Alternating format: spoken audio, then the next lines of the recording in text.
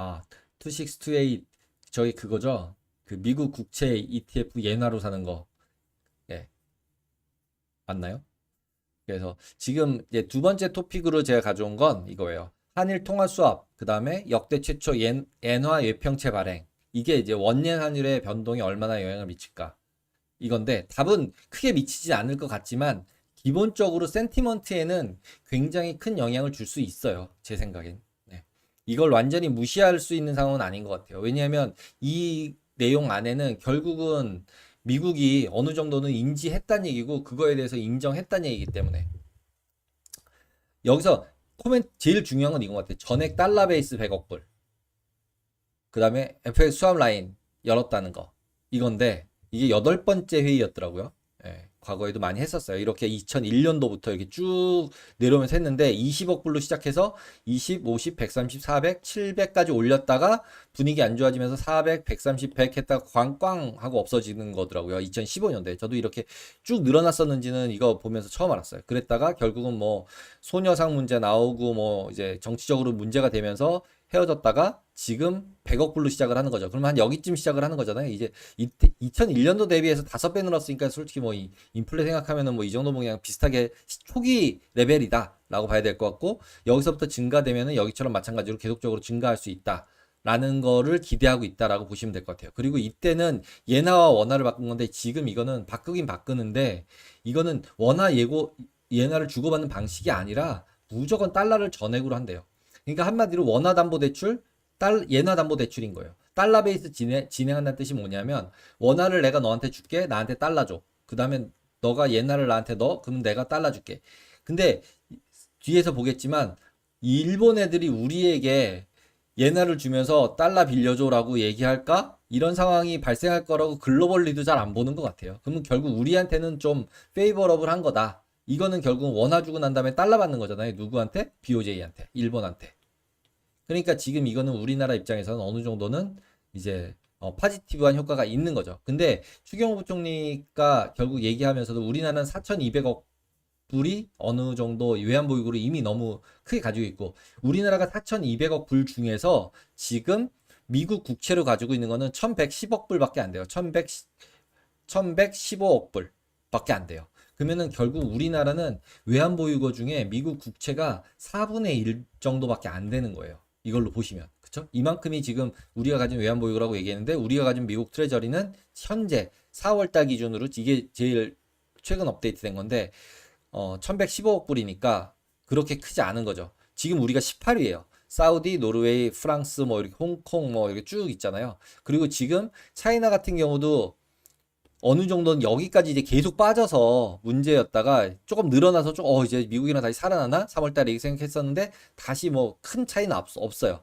그래서 지금 이 부분들이 조금 이제 미국 국채 부분에 있어서는 어느 정도 봐야 되는 부분이다. 그래서 저는 이게 그렇게 떨어지지 않으면 미국이랑 다시 중국이랑 좀 어느 정도 합의를 하지 않을까? 협의를 좀 하지 않을까라고 계속 이제 희망을 가져보는데 분위기는 아닌 것 같아요.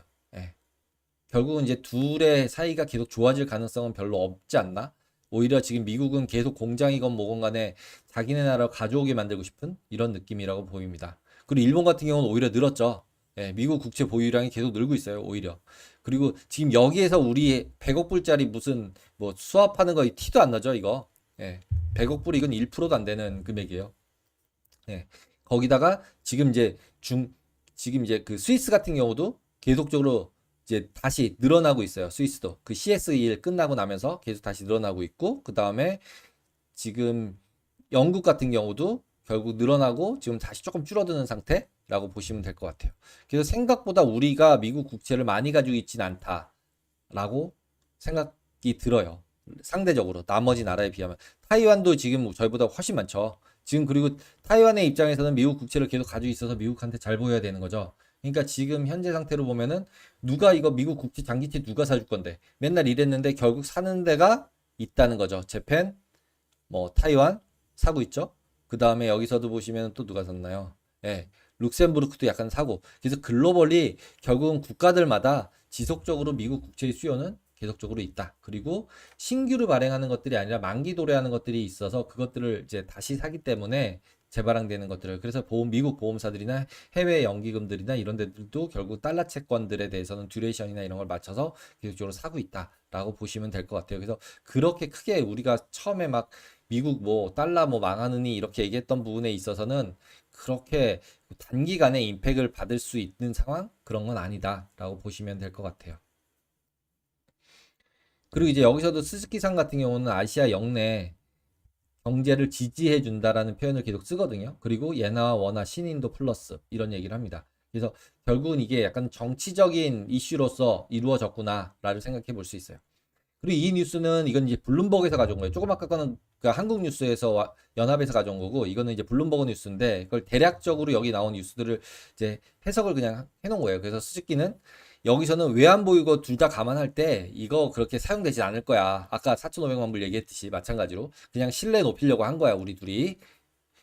그리고 우리나라 입장에서는 근데 뭐냐면 양국 관계 개선되는 걸 보여주는 것도 있고 더욱 협력을 하는 건데 우리나라 국채가 여기서 이렇게 발행이 되고 나면은 기본적으로 나머지 회사들이 채권 해외에서 발행할 때 기준금리를 삼아줄 수 있어요. 예나 채권 발행할 때. 그러면은 미국 금리보다는 예나가 더 낮으니까 지금은 훨씬. 그러니까 실제로 환율 부분에 있어서 이슈만 많이 없다면 실제로 예나 채권 발행하는 게 훨씬 낫죠. 그리고 일본이랑은 수출입이 계속 있으니까 이제 각 회사마다 어느 정도 니즈에 맞춰서 예나 채권을 발행해서 그걸 이제 나머지 부채를 활용을 할 경우에는 도움이 좀 되지 않을까? 이런 생각도 좀 들어요.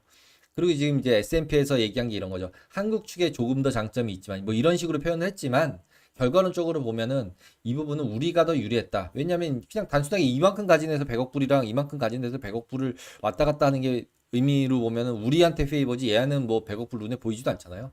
그리고 우리가 가지고 있는 예나를 걔한테 주고서 달러를 받아온다는 얘기니까 그 부분을 가지고 생각해 보면은 그렇게 뭐 일본에게 이 통화 수합이 굉장히 도움이 된다라는 얘기가 굉장히 어렵죠. 근데 여기서 제가 그 FX 그러니까 외환 수합 관련해서는 생각이 드는 거는 뭐냐면 결국은 일본 같은 경우는 돈을 계속 찍죠. 돈을 예나를 계속 찍어요. 예나를 계속 찍어 놓고 그걸 가지고 환전을 해서 미국 국채를 사서 저렇게 늘려놨다라고 생각을 해보면 어떤 생각이 드세요? 그렇게 할 수도 있는 거잖아요. 그러면은 결국 예나를 팔고 달러를 사니까 예나 약세가 되는 거죠. 그러면 결국은 이 달러 걔네 일본 부채 많다고 얘기를 하는데 이건 자산이에요. 그러니까 결국은 이 자산 부분에 있어서는 결국은 자기네가 찍은 예나로 달러를 가지고 있는 거가 됐기 때문에 어떻게 보면은 일본과 미국은 굉장히 돈으로 타이트하게 연결되는구나 라는 거를 추정해 볼 수 있죠.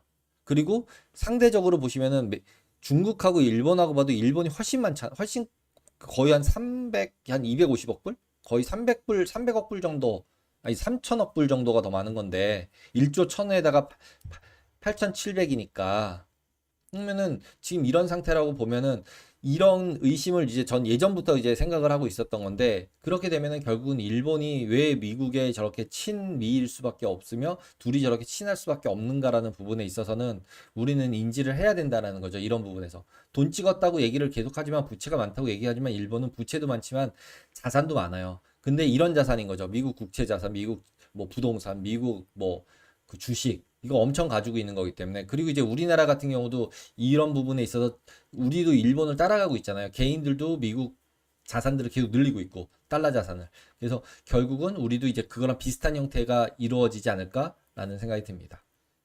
그리고 이제 다음 또 뉴스가 바로 있었던 게 이 수합 발표를 하고 나서 30일 날 발표를 또 했죠. 외평채 발행. 이게 이제 아까 제가 헷갈리게 말을 했었는데 외평채를 발행하는 게 기업들이 조달하는 기준금리를 마련해 주는 역할을 하는 거라고 보시면 돼요. 근데 이것도 외평채 발행하는 거랑 그 다음에 수합하는 거랑 두 개를 비교해 보면 하나는 부채를 일으키는 거고 하나는 돈을 주고 담보대출 받는 거잖아요. 이게 결국은 우리가 일본에서 돈을 빌려오려고 하는 양쪽 다 모습이죠. 어떻게 생각하면 원화 담보대출 받을래, 신용대출 받을래. 지금 외평채 발행해서 일본 기관들한테 그 채권을 인수를 시킨다는 얘기는 그거는 결국은 우리가 일본에서 돈을 빌리는 거죠. 예나로. 그죠? 네. 그러면 앞에서 했던 원화 주고 돈을 빌리는 거, 이건 신용으로 돈을 빌리는 거. 일본에서 우리는 돈을 빌려오겠다는 생각이 있는 거죠. 그러면은 돈을 빌려오게 되면 우리나라는 돈을 빌려오는 것만큼 실제로 통화량이 증가하는 거나 마찬가지잖아요. 예. 원화 기준으로만 보면. 예. 들어와서 그 돈을 쓴다면, 해외에서 투자를 하는 게 아니라면. 그래서 지금 이런 부분에 있어서는 그 여러 가지로 복잡하게 매크로적으로 움직이는 것들이 생길 가능성도 없잖아 있는 거죠. 그리고 우리나라에서 이걸 통해서 실제로 기업들이 외국에 나가서 yen채를 발행해서 돈을 빌린다거나 이러면은 얘기가 또 달라질 수 있죠. 그리고 이걸 통해서 이제 뭐 또 얘기는 또 했죠. 그 추 총리가 결국은 외국인 투자자 등록제 폐지하는 거, 국채 통합계좌 개설하는 거, 외환 시장 그 대외 개방하는 거 이런 거 전부 다 노력하겠다. 이거 이제 MSCI 그 선진국 들어가려고 또 하는 것도 있죠, 당연히. 근데 만약에 여기서 yen채를 발행해가지고 차입을 한다면 분명히 거기서는 환해지 부분을 감안을 해야 되고 안 할지에 대해서도 되게 여러 가지로 고민을 하겠죠. 그래서 지금 실제로 이 채권과 이 두 가지가 한 주에 동시에 나왔다는 거가 저는 되게 좀 인상적이었다. 그래서 이제 차트 움직인 걸 이제 살짝 해서 보시면은 이게 98년도서부터 2023년도까지의 원옌 차트예요. 예, 원옌이 지금 그 이 파란색 이 원옌이고요. 9.09. 그래서 지금 이 레인지로 보시면 거의 2015년, 이때 이만큼 보시면 완전 레인지 안에서 바닥에 있는 거죠. 지금 9면 90원 얘기하는 거잖아요. 100엔 할 때. 그래서 지금 이제 90이다 보니까 9엔이다 보니까 실질적으로는 예나가 싸다. 그래서 지금 예나를 살 때다. 라고 얘기를 하고 있는 거죠. 그러면은 지금 여기서 예나를 샀는데 원예를 샀는데 밑으로 떨어지는 시기가 어떤 시기일까라고 쭉 가서 보시면 이때인 거고 2005년에서 2007년도 사이 이때는 어떤 때? 크라이시스죠. 서브프라임. 그러니까 서브프라임 같은 게 생겨서 실제로 예나가 엄청나게 위로 확 올라가면 얘는 확 올라가니까 오히려 훨씬 더 좋죠. 이때 크라이시스가 생기면. 근데 여기 크라이시스가 생기기 전 이때는 주식도 엄청 오르고 막 2007년도 전에 크라이시스 있기 전에 막 이렇게 내려갔었거든요. 결국은. 그럼 이렇게 되는 시기가 가장 큰 문제거든요. 그러니까 이렇게 크라이시스가 돼서 예나가 더 강세가 되면 그러니까 우리가 이거 옌1 포지션을 가졌다면 더 좋은 거죠. 왜? JPY를 매수하고 원화를 매도했으니까. 예. 그러면 예나가 더 강세가 되니까 크라이시스가 생길 때도 페이버를 받을 수 있는 거죠. 우리 입장에서는. 예, 투자자 입장에서는. 그러니까 지금 현재 상태로 보면은 이 양쪽 두 개 중에 어느 쪽이 더 좋아라고 했을 때 리스크 대비 리워드 상태로 보면은 지금 원옌에서 예나 바이 하는 거는 나쁘지 않은 상황인 것 같아요. 현재로 봐서는. 그래서 지금 아까 그 2621 JP 매수 제일 좋습니다라고 얘기한 게 이런 부분들 때문에 제일 좋다고 말씀하시지 않았을까 싶어요. 그리고 이제 지금 이렇게 밑으로 가는 거를 우려한다는 얘기 뭐냐면 계속적으로 일본이 이제 금리 안 올리고 계속적으로 양적 완화 계속하고 그래서 엔화가 계속 약세가 돼야 되는 상황인데 지금 분위기는 엔화를 계속 약세로 만들기는 어려운 상황이죠. 왜? 지금 보시면은 144엔인데 여기가 150엔 근처 갔을 때 인터벤션 들어서 뺐던 거 다시 올라가고 있는 거거든요. 여기서 얘가 더 올라가야 된다는 얘기인데 인터벤션 받아가지고 밑으로 내려오면 엔화 강세되는 거니까 여기서 벌겠죠. 원화도 이제 내려가고. 근데 물론 우리나라가 갑자기 뭐 반도체 수출 잘 되고 너무 잘 돼가지고 예나보다 우리가 훨씬 잘 나간다. 이러면 또 이제 어나더 스토리긴 한데 지금 현재의 레벨과 경제 상황들을 비교하면 실질적으로 지금 현재로서는 되게 좋은 예, 투자 수단일 가능성이 아주 높은 상황이라고 보실 수 있습니다. 지금 설명드린 여러 가지 이유들에 의해서. 근데 지금 여기서 원예난에 있어서 지금 했던 저런 통화 수합이나 아니면 외평채 발행이 굉장히 큰 임팩트냐라고 보면 그것보다는 이런 거 무역 수지가 오히려 훨씬 더 큰 역할을 할 거다라고 생각이 듭니다.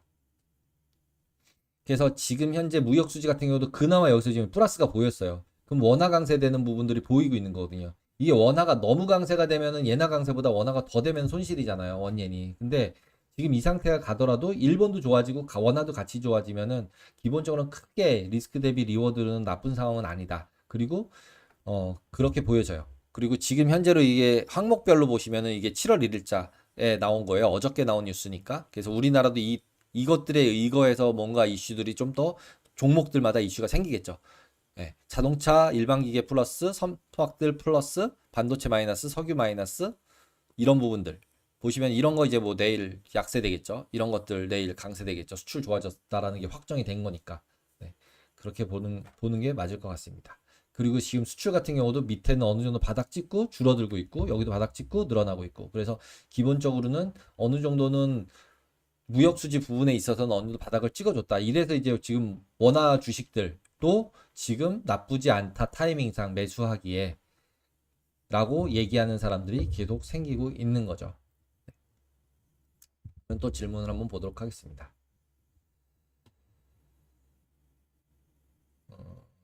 크게는 없네요. 그리고 MACD는 월봉으로 보는 건데 기간마다 다를까요? MACD를 월봉으로 보는 건 기간마다 아, 월봉 같은 경우는 너무 길지 않나요? 제가 좀 이따가 한번 월봉으로 그려볼게요. 어떻게 그려지나 한번 보도록 하겠습니다. 월봉까지는 잘 안 봐서 보통은 트렌드 팔로잉으로 해서 투자할 때는 위클리는 CTA들이 많이 봤었던 것 같아요. 근데 지금 월봉 상태로까지 MACD를 보는 경우들은 별로 없었던 것 같아요. 1년이라 그래봐 일봉이거든요. 지금 아까 그림 그려드렸던 건 다 일봉이에요. 그리고 개인들도 투자한 돈이 포함되는 건가요? 아까 그거는 국가별로 누가 가지고 있는지 그 미국에서 집계를 해서 보여주는 거여서 개인, 기관 다 포함된 금액일 겁니다. 그리고 네, 2621 JP는 손실 기대값 대비 이익 기대값이 아주 좋죠. 네, 그런 것 같아요. 저도 지금 최근 들어서 본 것 중에는 그냥 기대값으로 봐서는 양쪽으로 봤을 때는 리스크 대비 리오도 아주 좋은 것 같아요. 존버님, 침체 오면 많이 먹고 희박하지만 골디락스 가더라도 결국 있죠. 위에 거요. 네, 맞죠. 그런 것 같습니다. 달러 매수는 조금 애매한 타이밍일까요? 달러 매수 같은 경우는 지금은 저는 약간은 애매하긴 애매한 것 같아요. 근데 너무 많이 아래로 내려가거나 너무 많이 약세나 너무 많이 강세가 될 것 같지는 않아요. 지금 현재의 분위기라면. 현재의 분위기라면. 우리나라가 지금 글로벌이 굉장히 좋은 상황도 아니고 그런 상황이어서 지금 현재 상태가 막 뭐를 해야 될지 잘 모르겠어요. 지금 아래치콜린 무역 흑자 때문에 달러 하방으로 예상하는 분위기가 되는 거죠. 지금 현재는. 그래서 지금 달러 매수는 하더라도 조금 천천히 네, 그걸 보는 게 더 맞을 것 같습니다. 예나 선물 매수는 이제 달러 대비로 예나 선물 매수하려면 조금 더 기다리시거나 아니면은 150엔 터치할 때 인터벤션 나올 거라는 가정하에 들어가시거나. 근데 실제로 예나 선물을 갖다 트레이딩 하실 때는 레버리지가 제일 중요해요. 왜냐하면 현물로 한 ETF들 같은 경우는 손익이 크게 많이 안 움직이니까 실제로 외환으로 투자해 가지고는 손익 생각보다 많이 안 움직여요. 레버리지가 안 들어가면. 그래서 대부분 FX 같은 경우는 선물들이나 CFD 같은 걸로 많이 막 하시잖아요. 그게 왜냐하면 상대적으로 이제 변동성이 적거든요. 주식에 비해서. 근데 저희가 이제 하는 게 레버리지를 자꾸 써서 FX가 변동성이 심하게끔 손익을 만드는 거라서 지금 현재 저 상태로 보면은 150엔에서 인터벤션 또 나오겠지라고 기대하고 예나는 강세가 되겠지라고 가정하면 지금 150엔대 정도의 이제 예나 매수 들어가는 거는 나쁘지 않을 수 충분히 있겠죠. 네. 하지만 생각보다 위아래로 많이 흔들려요. 그래서 어느 타이밍에 들어갔느냐에 따라서 생각보다 많이 다릅니다. 그래서 그 부분들은 좀 생각을 해보셔야 됩니다. 그리고